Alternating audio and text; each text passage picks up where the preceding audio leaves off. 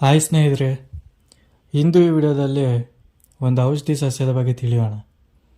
ಇದು ಅಂತಿಂಥ ಔಷಧಿ ಅಲ್ಲ. ಇದ್ರ ಬಗ್ಗೆ ತಿಳಿದ್ರೆ ನೀವೇ ಆಶ್ಚರ್ಯ ಪಡ್ತೀರಾ. ಇಷ್ಟಕ್ಕೂ ಯಾವುದು ಆ ಸಸ್ಯ, ಇದರ ಉಪಯೋಗ ಏನು, ಇವೆಲ್ಲದನ್ನು ನೋಡೋಣ ಬನ್ನಿ.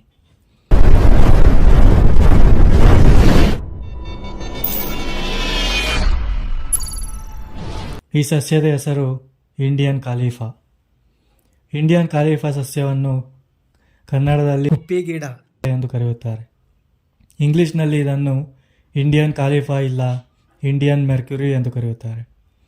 ಇನ್ನು ಇದರ ವೈಜ್ಞಾನಿಕ ಹೆಸರು ಬಂದು ಅಕಾಲಿಫಾ ಇಂಡಿಯಾ. ಭಾರತೀಯ ಪರಂಪರಾ ವೈದ್ಯಕೀಯದಲ್ಲಿ ಈ ಸಸ್ಯಕ್ಕೆ ಒಳ್ಳೆಯ ಹೆಸರು ಇದೆ. ತಮಿಳುನಾಡಿನ ಪ್ರಸಿದ್ಧ ಸಿದ್ಧಿ ವೈದ್ಯಕೀಯದಲ್ಲಿ ಈ ಸಸ್ಯವನ್ನು ಇಂದೂ ಕೂಡ ಔಷಧಿಯಾಗಿ ಬಳಸುತ್ತಾರೆ. ಪಶ್ಚಿಮ ಮತ್ತು ಪೂರ್ವ ಆಫ್ರಿಕಾದಲ್ಲೂ ಈ ಸಸ್ಯವನ್ನು ಮಹತ್ತರ ಔಷಧಿ ಸಸ್ಯವಾಗಿ ಬಳಸುತ್ತಾರೆ. ಈ ಸಸ್ಯವು ಹಲವಾರು ರೋಗಗಳನ್ನು ಗುಣಪಡಿಸುವ ಶಕ್ತಿಯನ್ನು ಹೊಂದಿದೆ. ಇನ್ನು ಈ ಸಸ್ಯವು ಎಲ್ಲಿ ಬೆಳೆಯುತ್ತೆ ಅಂತ ನೋಡೋದಾದರೆ, ಕುಪ್ಪಿ ಸಸ್ಯವು ಸಾಮಾನ್ಯವಾಗಿ ತ್ಯಾಜ್ಯ ಭೂಮಿ, ರಸ್ತೆಯ ಬದಿಯಲ್ಲಿ, ಗೋಡೆಗಳಲ್ಲಿನ ಬಿಡುಕುಗಳಲ್ಲಿ ಮತ್ತು ತೇವಾಂಶವುಳ್ಳ ಸ್ಥಳಗಳಲ್ಲಿ ಬೆಳೆಯುತ್ತದೆ. ಈ ಸಸ್ಯವನ್ನು ಹೇಗೆ ಗುರುತಿಸಬೇಕು ಎಂದರೆ, ಇದಕ್ಕೆ ಚಿಕ್ಕ ಚಿಕ್ಕ ತಟ್ಟೆ ಹೂಗಳ ಗುಚ್ಚಿಗಳಿರುತ್ತದೆ. ಇನ್ನು ಕುಪ್ಪಿ ಸಸ್ಯ ಯಾವ ರೋಗವನ್ನು ಗುಣ ಮಾಡುತ್ತದೆ, ಹೇಗೆ ಇದನ್ನು ಬಳಸಬೇಕು ಎಂಬುದನ್ನು ವಿವರವಾಗಿ ನೋಡೋಣ ಬನ್ನಿ. ಗೆಳೆಯರೆ, ರೋಗ ಬಂದರೆ ಔಷಧಿಯನ್ನು ಸೇವಿಸುವುದು ಸರ್ವೇ ಸಾಮಾನ್ಯ. ಮಹತ್ತರವಾದ ರೋಗಗಳಿಗೆ ಖಂಡಿತವಾಗಿ ಡಾಕ್ಟರನ್ನು ಸಂಪರ್ಕಿಸುತ್ತೇವೆ. ಆದರೆ ಸಣ್ಣ ಸಣ್ಣ ರೋಗಗಳು, ಉದಾಹರಣೆಗೆ ಜ್ವರ, ತಲೆನೋವು, ಕಾಲುನೋವು, ಬೆನ್ನೋವು ಅಥವಾ ಜೀರ್ಣಕ್ರಿಯೆ ತೊಂದರೆ, ಇವೆಲ್ಲದಕ್ಕೂ ನಾವು ಮಾತ್ರೆ ತೆಗೆದುಕೊಂಡು ಸುಮ್ಮನಾಗ್ತೀವಿ. ಆದರೆ ಮಾತ್ರೆ ತಗೊಂಡ್ರೂ ಕಮ್ಮಿ ಆಗಿಲ್ಲ ಅಂದರೆ ಈ ಸಸ್ಯದ ಔಷಧಿ ನಿಮಗೆ ತುಂಬ ಖಂಡಿತ ಫಲಿತಾಂಶ ನೀಡುತ್ತದೆ. ನಿಮ್ಮ ರೋಗವನ್ನು ಸಂಪೂರ್ಣವಾಗಿ ಗುಣ ಮಾಡಬಲ್ಲ ಶಕ್ತಿ ಈ ಸಸ್ಯದಲ್ಲಿದೆ. ನಿಮಗೆ ಯಾವಾಗಲೂ ತಲೆನೋವು ಬರ್ತಾ ಇದ್ದರೆ ಈ ಎಲೆಯ ರಸವನ್ನು ತಲೆಯ ಮೇಲೆ ನುಣುಪು ಪ್ರದೇಶದಲ್ಲಿ ಹಚ್ಚಿ ಸ್ವಲ್ಪ ಹೊತ್ತು ವಿಶ್ರಾಂತಿ ತೆಗೆದುಕೊಂಡರೆ ತಲೆನೋವು ಕಡಿಮೆಯಾಗುತ್ತದೆ. ಇನ್ನು ಮೂಳೆ ನೋವಿನಿಂದ ಬಳಲುತ್ತಿರುವವರಿಗೆ ಈ ಸಸ್ಯದಿಂದ ತೈಲವನ್ನು ಹೇಗೆ ತಯಾರಿಸಬೇಕು ಎಂಬುದನ್ನು ಹೇಳುತ್ತೇನೆ. ವಿಡಿಯೋ ಸ್ಕಿಪ್ ಮಾಡದೆ ಕೊನೆವರೆಗೂ ನೋಡಿ. ಕುಪ್ಪಿ ಗಿಡ ಎಲೆಗಳನ್ನು ಕಿತ್ತು ಅದನ್ನು ರುಬ್ಬಿ ರಸ ತೆಗೆದುಕೊಳ್ಳಿ. ಈ ರಸಕ್ಕೆ ಸಮಾನವಾಗಿ ಎಳ್ಳೆಣ್ಣೆಯನ್ನು ಸೇರಿಸಿ. ಅಂದರೆ 1 ಕಪ್ ರಸಕ್ಕೆ 1 ಕಪ್ ಎಳ್ಳೆಣ್ಣೆ ಸ್ಟವ್ ಮೇಲೆ ಇಟ್ಟು ಬಿಸಿ ಮಾಡಿ. ಈ ಎಲೆಯ ರಸ ಎಣ್ಣೆಯಲ್ಲಿ ಕರಗಿ ಬಣ್ಣ ಬದಲಾಯಿಸುವವರೆಗೂ ಅದನ್ನು ಕುದಿಸಿ. ನಂತರ ಎಣ್ಣೆ ತಣ್ಣಗಾಗಿಸಿ ಒಂದು ಸಣ್ಣ ಬಾಟ್ಲಿನಲ್ಲಿ ಒಯ್ದಿಕ್ಕಿರಿ.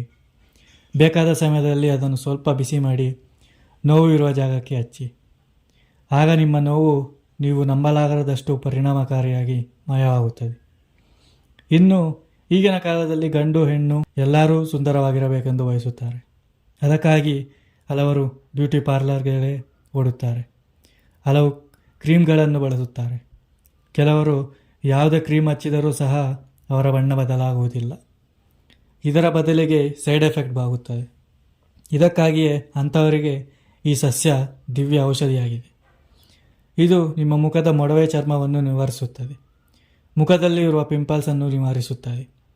ಬಣ್ಣದ ಬಗ್ಗೆ ಕಾಳಜಿ ಇರುವವರಿಗೆ ಈ ಗಿಡವು ತುಂಬ ಪರಿಣಾಮಕಾರಿಯಾಗಿದೆ. ಇದಕ್ಕಾಗಿ ನೀವು ಈ ಸಸ್ಯದ ಎಲೆಗಳನ್ನು ತೆಗೆದುಕೊಂಡು ಪೇಸ್ಟ್ನಂತೆ ಮಾಡಿ ಅದರಲ್ಲಿ ಅರಿಶಿಣ ಸೇರಿಸಿ. ನಂತರ ಈ ಪೇಸ್ಟನ್ನು ಮುಖಕ್ಕೆ ಹಚ್ಚಿ 15ರಿಂದ 20 ನಿಮಿಷ ಹಾಗೆಯೇ ಬಿಡಿ. ನಂತರ ನೀರಿನಿಂದ ಮುಖ ತೊಳೆಯಿರಿ. ಈ ವಿಧಾನವನ್ನು ವಾರಕ್ಕೆ ಒಮ್ಮೆ ಮಾಡಿದರೆ ನಿಮ್ಮ ತ್ವಚೆಗೆ ಉತ್ತಮ ಫಲಿತಾಂಶ ದೊರೆಯುತ್ತದೆ. ನಿಮ್ಮ ಮುಖದಲ್ಲಿನ ಎಲ್ಲ ತೊಂದರೆಗಳು ಮಾಯವಾಗಿ ಮುಖ ಮೃದುವಾಗಿ ಮತ್ತು ಹೊಳೆಯುವಂತೆ ಬದಲಾಗುತ್ತದೆ. ಸಾವಿರ ರೂಪಾಯಿ ಖರ್ಚು ಮಾಡಿ ಬಳಸುವ ಕ್ರೀಮ್ಗಳ ಬದಲಿಗೆ ನೀವು ಈ ಪ್ರಾಕೃತಿಕವಾಗಿ ಬೆಳೆದಿರುವ ಈ ಸಸ್ಯದ ಗಿಡವನ್ನು ಮುಖಾಂತರ ಸುಂದರವಾದ ತ್ವಚೆ ಪಡೆಯಬಹುದು. ತ್ವಚೆ ಸಂಬಂಧಿ ಕಾಯಿಲೆಗೂ ಸಹ ಈ ಸಸ್ಯ ಉಪಯುಕ್ತವಾಗಿದೆ. ತುರಿಕೆ ಇತ್ಯಾದಿಗಳಿಗೆ ಈ ಸಸ್ಯದ ರಸದಲ್ಲಿ ನಿಂಬೆ ರಸವನ್ನು ಸೇರಿಸಿ ಆ ಪ್ರದೇಶದಲ್ಲಿ ಹಚ್ಚಿದರೆ ಅವು ಕಡಿಮೆಯಾಗುತ್ತವೆ. ನಿಮಗೆ ಜೀರ್ಣಕ್ರಿಯೆ ಸಮಸ್ಯೆ ಇದ್ದರೆ ಈ ಎಲೆಯನ್ನು ಚಿಕ್ಕ ಈರುಳ್ಳಿ ಜೊತೆ ರುಬ್ಬಿ ಅನ್ನದಲ್ಲಿ ಮಿಶ್ರಣ ಮಾಡಿ ತಿನ್ನಿ.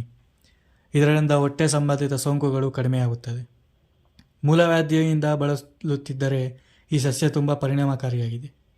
ಅದು ಹೇಗೆ ಉಪಯುಕ್ತ ಅಂದರೆ, ಈ ಎಲೆಗಳನ್ನು ಒಣಗಿಸಿ ಪುಡಿ ಮಾಡಿ, ಆ ಪುಡಿಗೆ ಸಮಾನವಾಗಿ ತುಳಸಿ ಎಲೆ ಪುಡಿಯನ್ನು ಸೇರಿಸಿ, ಎರಡನ್ನು ಚೆನ್ನಾಗಿ ಮಿಶ್ರಣ ಮಾಡಿ ಅದನ್ನು ಒಂದು ಬಾಟಲಿಯಲ್ಲಿ ತೆಗೆದು ಇಟ್ಟುಕೊಳ್ಳಿ.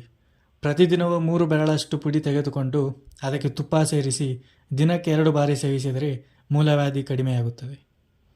ಇನ್ನು ತಲೆಯಲ್ಲಿ ಡ್ಯಾಂಡ್ರಫ್ ಇರುವವರು ಈ ಸಸ್ಯದ ರಸವನ್ನು ಬಳಸಿಕೊಂಡು ಅದಕ್ಕೆ ಪರಿಹಾರವನ್ನು ಪಡೆಯಬಹುದು.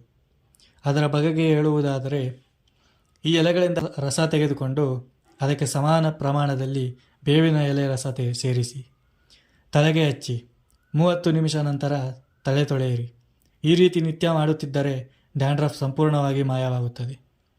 ಆರೋಗ್ಯದ ದೃಷ್ಟಿಯಿಂದ ನೋಡಿದರೆ ದೀರ್ಘಕಾಲಿಕ ತೊಂದರೆಗಳಾದ ಕೆಮ್ಮು, ಶೀತ, ಉಸಿರಾಟದ ತೊಂದರೆ, ಮಲಬದ್ಧತೆ ಇವೆಲ್ಲದಕ್ಕೂ ಕುಪ್ಪಿಗಿಡ ರಸ ತುಂಬ ಉಪಯುಕ್ತವಾಗಿದೆ.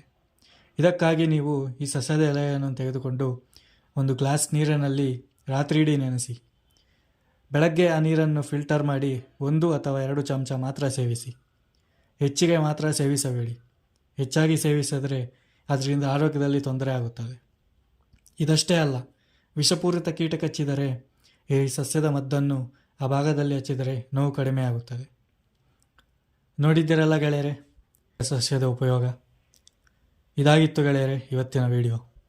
ಈ ವಿಡಿಯೋ ನಿಮಗೆ ಇಷ್ಟವಾದರೆ ಲೈಕ್ ಮಾಡಿ, ನಿಮ್ಮ ಸ್ನೇಹಿತರಿಗೆ ಶೇರ್ ಮಾಡಿ, ಹಾಗೂ ಚಾನಲ್ಗೆ ಸಬ್ಸ್ಕ್ರೈಬ್ ಮಾಡುವುದನ್ನು ಮರೆಯಬೇಡಿ. ಮತ್ತೊಂದು ವಿಡಿಯೋದಲ್ಲಿ ಮತ್ತೆ ಭೇಟಿಯಾಗೋಣ. ಧನ್ಯವಾದಗಳು.